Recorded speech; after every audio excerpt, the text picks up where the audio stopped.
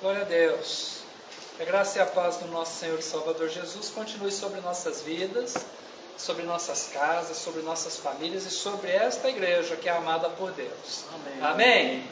Essa igreja que é parte da igreja, né? Porque nós não somos uma igreja, nós somos parte da igreja de Jesus Cristo, junto com outros irmãos em muitos outros lugares da terra, né? Nós nos juntamos e formamos um só corpo, o corpo de Cristo. Olha como isso é importante. E glória a Deus por isso, e pelos irmãos que podem se juntar a nós também, por meio da internet. Que Deus abençoe os lares, que Deus abençoe as vidas, e que cada um que ouvir, que tiver acesso à mensagem que ministramos aqui, que possam receber edificação do Senhor, cuidado de Deus sobre a sua vida, sobre a sua família, sobre a sua casa, que tenha ânimo para se levantar e não ficar caído, prostrado, jogado ao chão, porque nós somos servos do Senhor, filhos do Deus Altíssimo.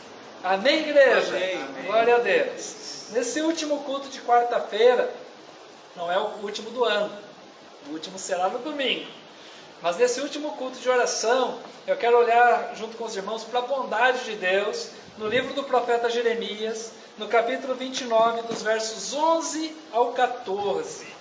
Jeremias, o profeta, capítulo 29, dos versos 11 até o verso de número 14.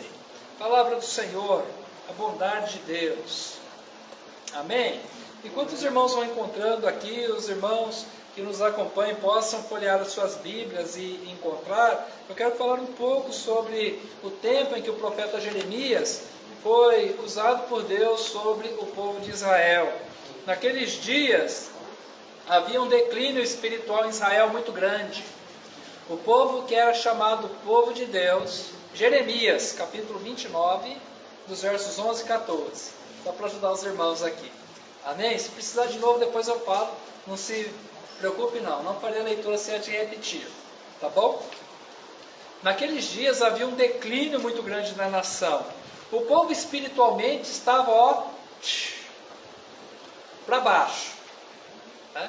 Não queriam um relacionamento de intimidade com Deus dentro do propósito que Deus havia estabelecido. Acharam que já podiam dar os seus próprios passos, fazer do seu jeito, sem observar aquilo que Moisés havia ensinado, que os outros profetas haviam falado com o povo endureceu, né? Fechou os ouvidos e os olhos para Deus e resolveram dar créditos a falsos deuses. Amados irmãos, eu preciso ser sincero com você. O dia que você desobedecer a Deus, você precisa ficar sabendo que você está obedecendo ao diabo. Porque não há outro caminho. É assim. Ou você obedece a Deus, ou você obedece ao diabo. Não tem uma linha do meio. Ah, pastor, mas isso é chocante. É para dar um choque mesmo. A gente precisa ouvir a coisa como ela é. Porque se nós vamos levar Deus na brincadeira, o diabo vai dançar sobre a nossa cabeça e vai aprontar em nossa vida. E não tem esse nem aquele não. Né? Pode ser uma pessoa que é muito piedosa, que tenha muito tempo de oração, que faça muitas coisas, mas se brincar com Deus, se desobedecer a Deus, vai fazer a vontade do diabo. É assim. Desde sempre é assim. No jardim do Éden, Adão e Eva, eles desobedeceram a Deus. A quem eles deram obediência? Ao diabo. Essa é a dinâmica da vida. Simplificou o negócio, né? Ficou bem complexo, bem pesado, mas é assim que funciona. E naqueles dias do profeta Jeremias, o que acontecia era isso, esse declínio espiritual. E junto com o afastamento espiritual, esse afastamento de Deus, esse declínio espiritual, veio também um declínio econômico, porque funciona mais ou menos assim. A gente se afasta de Deus na impressão de que vai tudo bem, mas de repente o castelo de areia, vem uma onda e engole ele. Então para que vai servir o dinheiro? E na verdade, muitas vezes vai olhar para o dinheiro e para os bens e já não encontra mais. E assim Israel, nos dias do profeta Jeremias, que estava achando que estava tudo muito bem, depois de serem avisados e recomendados, e visitados por Deus, e revisitados, chegou o dia em que Deus removeu eles da terra. Eles perderam seus bens, perderam a liberdade, foram levados para uma terra onde não se prestava culto a Deus. E na verdade, em Babilônia, haviam vários deuses. O imperador era como se fosse um deus. E requisitava do povo adoração como se ele fosse uma divindade. Então Deus embranhou o povo dele que não queria mais andar com ele, colocou ele no meio de muitos outros deuses em Babilônia. Mas isso aconteceu no decorrer das ministrações do profeta Jeremias. Bem, aquele povo deu as costas para Deus nos dias de Jeremias. Eles se viraram contra o Senhor. Acharam que podia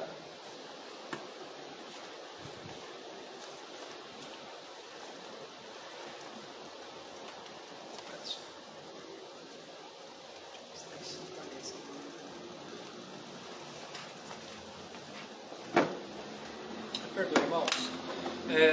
Eles achavam que podiam viver do seu próprio jeito, mas não é assim que funciona com Deus. Eles se esqueceram de quão maravilhoso era o Senhor, como Deus tinha visitado o seu povo desde o Egito, e já havia passado muitos anos. Né? Como que Deus tinha sido tão bondoso em estabelecer uma terra que eles não compraram. Eles não usaram o dinheiro deles para entrar em Canaã e ganhar. Deus entregou a eles e deu a eles forças para derrubar os moradores da terra e possuírem aquela terra, porque foi plano e foi desígnio do Senhor. Deus foi com eles. Mas nos dias de Jeremias eles esqueceram e excluíram Deus dos seus relacionamentos. Mas Deus, ao contrário do comportamento humano, ele não ficou naquela, não quer mais saber de mim? Então, se vira. Porque a gente é mais ou menos assim, né? E a gente tem que lutar muito contra essa inclinação carnal. Não quer saber de mim? Tranquilo. Né? Se vira. Segue o seu rumo. Segue o seu caminho. Não quer saber de mim? Nem eu de você. Estamos resolvidos. Sem dor. A gente não simplifica desse jeito? É a nossa inclinação carnal. Mas Deus sabe da nossa limitação. Em algumas situações é melhor mesmo, que cada um para o seu caminho, que vai dar mais certo do que junto e brigando, batendo um no outro, né? Fazendo fofoca, fazendo coisas que não convém. Às vezes é melhor. Mas Deus, o homem dá as costas para Deus, mas Deus não dá a costa para o ser humano. Deus resgata. E uma das formas de Deus lidar com a nossa vida, muitas vezes, a maioria delas, é aplicar sobre nós disciplina. Porque nós ficamos melhorzinho quando dói. Né? Quando dói na gente, a gente fica mais maleável. Você já viu os animais ferozes que são domados? Eles são domados por meio da dor. Né? Alguns irmãos que vieram da área rural aí, né? Você lembra como é que amansava os cavalos lá no sítio, na fazenda? Tem que pôr bastante dor no cavalo, que é um animal bem forte de tração, e depois dele sofrer dor, então ele fica manso e ele vai servir o seu dono. A gente é como esses cavalos selvagens, doidos, meio maluco. De vez em quando precisa levar umas quebradas, umas varadas nas costas, né? Isso aqui é termo simbólico, viu, irmãos? Não estou pregando violência, não. Mas Deus, ele precisa dar um pouquinho de dor na gente, para a gente amansar a nossa conduta e voltar a servi-lo. Não porque Deus precisa, mas porque nós necessitamos disso, para reconhecer Deus. Porque Deus não ganha nada quando nós nos voltamos para Ele. Não sei por que a humanidade e os nossos irmãos cristãos ainda não chegaram a essa conclusão. Que Deus se interessa por nós porque Ele é um Deus de amor. Ele é diferente do que nós somos. Ele tem os princípios dele. E Ele se interessa e Ele cuida de nós. Então Ele traz um pouquinho de dor para que a gente possa voltar-se para Ele. Nos dias do profeta Jeremias foi isso que aconteceu. Veio dor sobre Israel. E por causa da dor que veio sobre eles, eles passaram então a adorar o Senhor, a gostar de Deus. Por exemplo, lá em Babilônia, os irmãos lembram de Sadraque, Mesaque e Abidnego? Onde que eles foram parar? Na fornalha. Onde eles estavam? Em Babilônia. Pelo Deus Criador dos céus e da terra, eles entraram na fornalha para não servir aos deuses de Babilônia, para não se dobrar diante, né? Daquele. E foram para a fornalha. Lembram-se de Daniel? Onde é que Daniel foi parar? Na cova dos leões. Por quê? Porque ele não quis deixar de orar ao Deus Criador dos céus e da terra. Está vendo como que fora da terra, fora do lugar onde eles estavam, eles se tornaram mais apegados, mais aguerridos a Deus? Não estou dizendo que o Sadraque, Mesaque, o Abednego e o Daniel, eles eram rebeldes lá na terra, lá em Jerusalém, e em Babilônia eles se tornaram mansos, mas pode ser que sim. E se eles representam o povo, estão nessa condição. E nós vamos vendo que eles vão sendo amansados, né? Bem, quando Deus tira o povo lá daquela terra, Deus ele ainda dá uma palavra de consolo. Esse Deus é tremendo. Quando Deus está aplicando a disciplina para nós, em nossas vidas, e nós estamos sentindo dor, Deus ainda sussurra aos nossos ouvidos e coração as palavras que nos consolam, e Ele vai nos dizer, se nós tivermos sensibilidade e humildade, fica tranquilo, eu estou no comando, eu vou cuidar de você.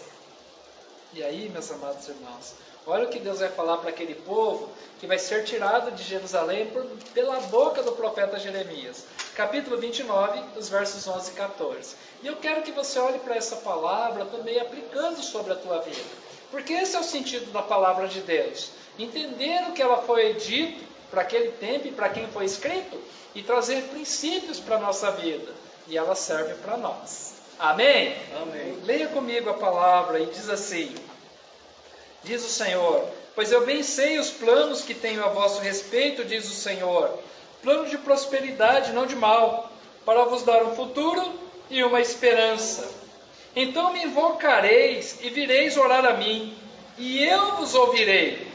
Vós me buscareis e me encontrareis, quando me buscardes de todo o coração. E eu me deixarei ser encontrado por vós, diz o Senhor, e mudarei o vosso destino. Eu vos reunirei dentre todas as nações, e de todos os lugares para onde vos dissipei, diz o Senhor, e vos trarei de volta para o lugar de onde vos exilei. Glória a Deus. O povo passaria pelo exílio, eles seriam levados como escravos. E nessa noite nós vamos olhar esse caráter de Deus, um caráter incomparável de Deus, e nós vamos aprender com o Senhor, nessa palavra de Jeremias, ao povo de Israel que estava sendo levado cativo.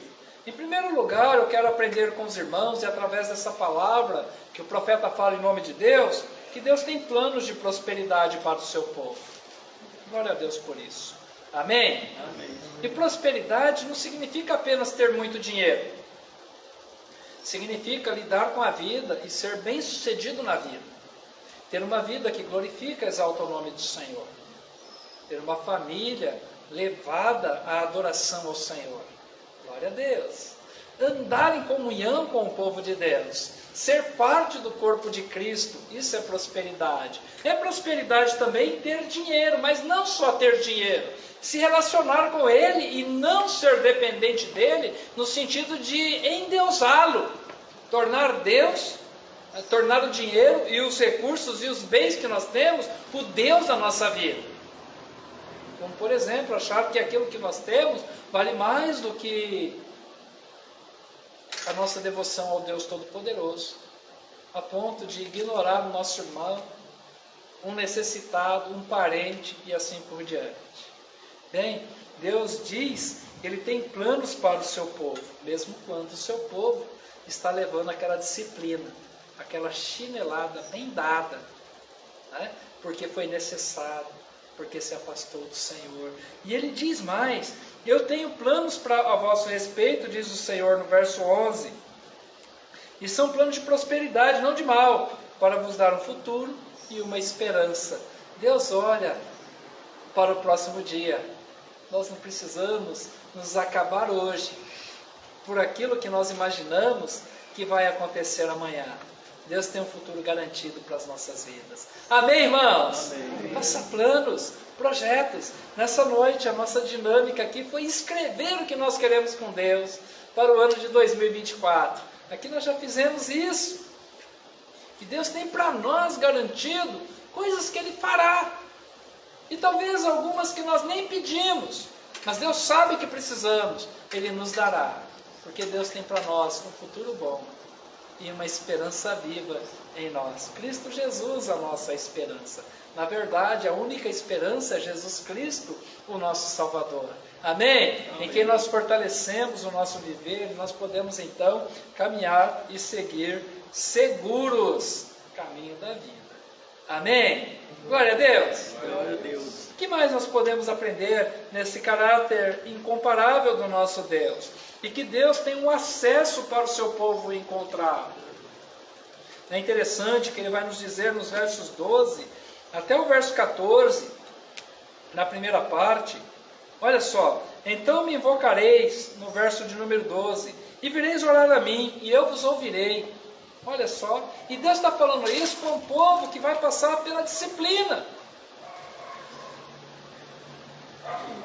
Não é o caso daquele povo ser o povo perfeito, mas se arrepender e voltar para o Senhor, se voltar com sinceridade e inteireza de coração, porque é o que ele vai dizer no verso de número 13: vós me buscareis e me encontrareis quando me buscardes de todo o coração. Aleluia!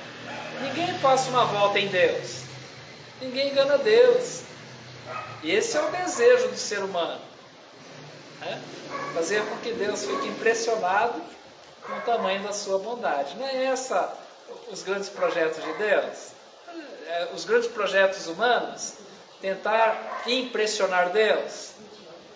No livro de Lucas, o escritor do Evangelho de Lucas, ele diz que entraram no templo um fariseu e um publicano.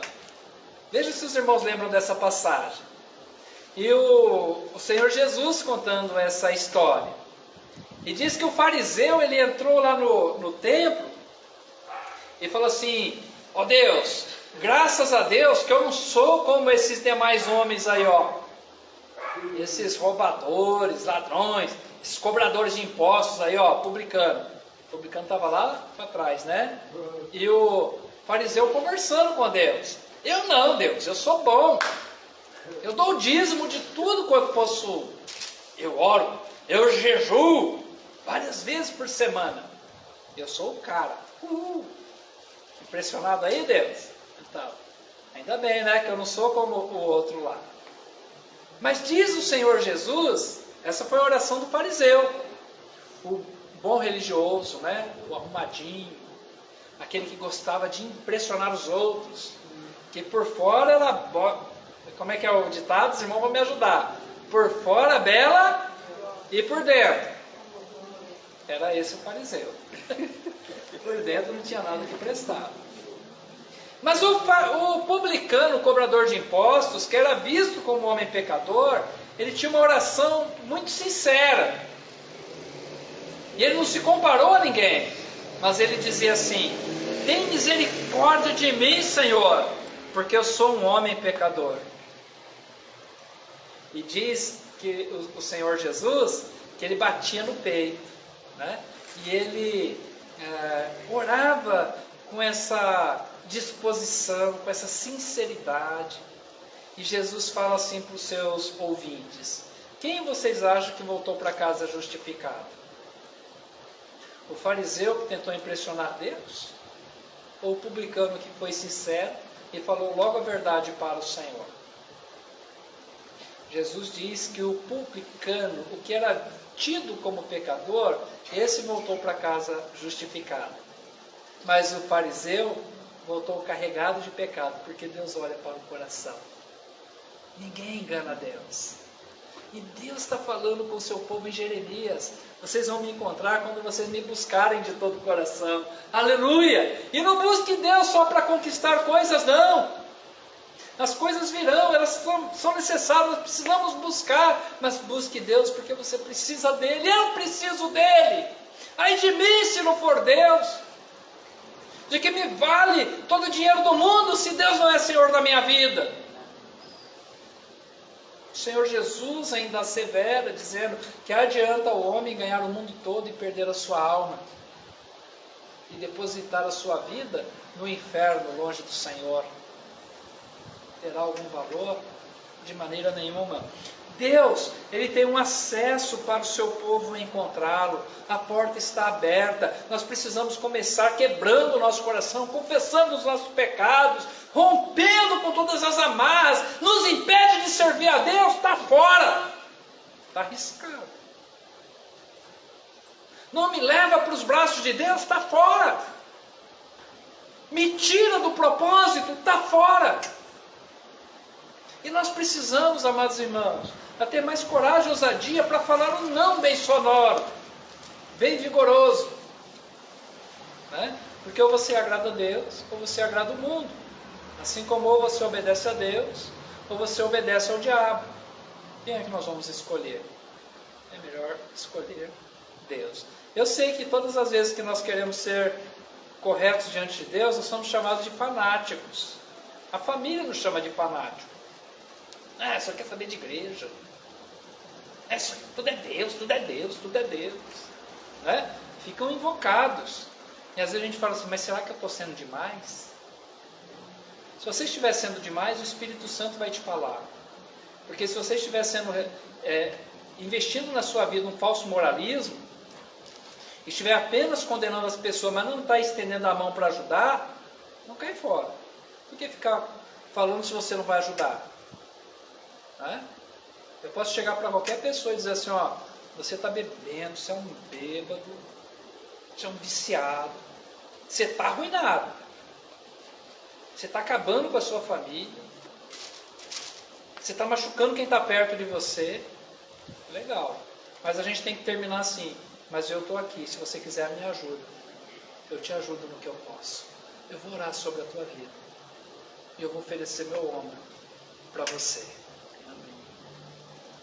Aí vale a pena, né? Aí nós temos autoridade para falar. É dessa forma. Bem, Deus tem um acesso para o seu povo.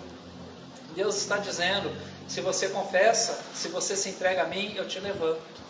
Eu te exalto. Não é o que o profeta está falando aqui com o povo de Israel? O povo que não queria saber de Deus, mas se voltar atrás e se quebrantar, Deus, Ele abre os ouvidos. E diz, pode entrar na sala do trono e faça o seu pedido. Nós vamos caminhar juntos. Glória a Deus. Amém? Amém. Mas tem mais aqui. Deus tem restauração para o seu povo. Deus tem restauração para nós. Deus não bate apenas para a gente sentir dor. Muitas vezes nós apanhamos do nosso pai e da nossa mãe, porque ele só queria que a gente sentisse dor. Não é verdade? Graças a Deus o meu pai não era violento, não era dessa estirpe. Mas infelizmente eu vi amigos que levavam surras assim que chegavam a ficar muito feridos. E depois, com o tempo, isso se tornou crime, né? Se uma pessoa fizer o que eu vi pessoas fazer ao longo da nossa jornada, que os irmãos também viram, vai preso. Hoje vai preso. Mas era exagero. Achava que tinha que bater muito no filho, porque apanhou muito do pai. Né? Eu apanhei do meu pai, eu tenho que bater no meu filho. Era desse jeito. Mas só batia por quê? Sem propósito. Porque achava que tinha que ser rude. Porque se tiver medo, respeita, né? Talvez fosse essa a dinâmica. Mas com Deus não é assim. Deus, Ele bate em nós para que a gente sente dor. E depois que a gente se arrepende, está resolvido. Deus tem restauração. Deus tem cura para as nossas almas. E Deus tem uma mão estendida para nos levantar de nossas quedas. É isso que vai acontecer com o povo que está indo para a Babilônia. Então no verso 14, na parte B, o Jeremias diz assim: mudarei o vosso destino, eu vos reunirei dentre todas as nações e de todos os lugares para onde vos dispersei, diz o Senhor, e vos trarei de volta para o lugar de onde vos exilei. Olha, irmãos, passou o tempo. Onde é que Israel está? E passados 70 anos de Babilônia, para onde Israel voltou? Para outro lugar. Deus é Deus, sempre Deus. as promessas do Senhor não caem por terra. Deus tem um plano de restauração sobre o seu povo. Deus tem restauração para a sua vida. Se alguma área da tua vida se corrompeu, você se perdeu no caminho, na jornada, calma, dá tempo de consertar. Você ainda não morreu, está vivo. Não importa quantos anos você tenha. Se você pode recomeçar algo, recomece. Porque o Senhor, Ele tem dado tempo, é justamente com esse propósito, de que você receba cuidados do Senhor. Deus tem restauração para o seu povo. Não tem causa perdida para o Senhor, não tem vida que o Senhor não possa transformar e melhorar. Como diz um ditado de um pastor, que ele dizia assim, falava para casamento, relacionamento conjugal, ele falava assim, ó, não tem casamento tão ruim, mas tão ruim que não possa ser consertado e melhorado, e não existe casamento tão bom e tão bom que não possa ficar melhor do que já é. Então o que é bom pode ficar melhor, e o que está ruim pode ser consertado. Então a nossa vida não é assim também? Deus tem um projeto de restauração para a nossa vida. Nós temos Jesus Cristo, o nosso Salvador, que nos visitou em nossa condição de pecado, mas perdoou os nossos pecados e nos tem dado vida. Em Cristo nós nos tornamos um ser humano completo. O Espírito Santo habita em nós. Deus está dentro de nós. Nós estamos preenchidos pela presença de Deus. Nós somos e estamos sendo aquilo que Deus deseja. Lá em Filipenses, no capítulo 1, verso 6, Paulo, escrevendo na igreja de Filipos, ele diz, aquele que em vós começou boa obra, ele é fiel para completá-la até o dia de Cristo. Amém. Deus tem planos de restauração. Deus cuida do seu povo. Deus levanta e nos coloca numa posição de dignidade diante dele, perdoando os nossos pecados e aceitando o nosso louvor e a nossa adoração. Amém? Deus tem planos de prosperidade para o seu povo. Nós dissemos isso nessa noite. Deus tem um acesso para o seu povo encontrá-lo. E começa com um coração verdadeiro e sincero. E Deus tem restauração para o seu povo. Então, meus amados irmãos, guarda essas três palavras. Planos, acesso e restauração. Planos, acesso e restauração. Deus tem plano para você. Você tem acesso a Deus. E Deus tem restauração para a tua vida. Para a tua família. Para toda a tua jornada. Não duvide isso. Embora o povo de Deus escolha ignorá-lo muitas vezes, Deus em sua bondade não ignora o seu povo. Ele usa muitas vezes a dor como a terapia para trazê-los de volta à sua presença. A dor muda e nos torna mais humanos. Eu gostaria de não sentir nenhuma delas, nenhum tipo de dor. Mas nós não podemos negar que a dor amolece a nossa vida, o nosso comportamento, nos aprimora. Não que eu goste de sofrer e sentir dor, mas esse é o benefício, porque quando dói, nós ficamos mais tranquilos. Tá? Eu tenho um cachorro lá em casa, ele é muito bravo, alguns irmãos já conhecem. A gente não dá muita conta dele não. Realmente, e ele é grande. E a gente não quer provar para ver se verdadeiramente ele é bravo mesmo, se ele morde de verdade ou não. A gente não quer colocar a nossa vida em risco. Não fazemos isso, nem eu nem minha esposa.